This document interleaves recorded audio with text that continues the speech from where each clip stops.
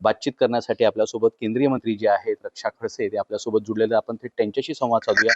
ताई, काय सांगणार या ठिकाणी शिवसेनेच्या 11 जागा निवडून आलेल्या आहेत, तर भाजपाच्या 4 जागा निवडून आल्या आहेत. कसं बघतात आपण याकडे? नाही बघा, ही निवडणूक आमची एकदम वेळेवर ठरली, की भाजप म्हणून आम्हाला लढायचं आहे आणि तो निर्णय माझा होता. मीच पक्षश्रेष्ठींना सांगितलं, की मला आपण एक वेळा संधी द्यावी. त्यांनी दिली.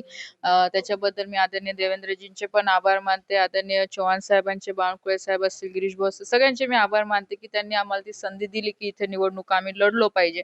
कारण की काही लोकांचं मत असं होतं, की इथे भाजप राहिलेली नाहीये. आणि त्यासाठी मला ही निवडणूक लढवणं अत्यंत महत्वाचं होतं आणि ते आम्ही लढवलेली आहे. जो काही जनतेने कौल दिलेला आहे तो मला मान्य आहे. आज 17 पैकी आमच्या 4 जागा निवडून आलेल्या आहे.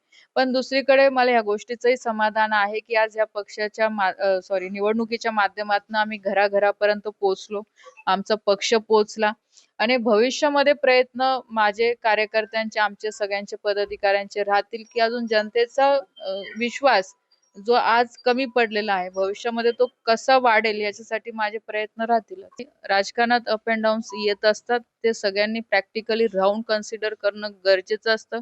शेवटी उद्देश हाच ठेवायचा असतं, की पक्षाचं काम आपलं कसं वाढेल, पक्षाच्या कामांच्या माध्यमातून आपण जनसेवा कशी करू शकतो याच्यासाठी प्रयत्न करणं महत्वाचं असतं. सुमित देशमुख, लोकशाही मराठी, जळगाव.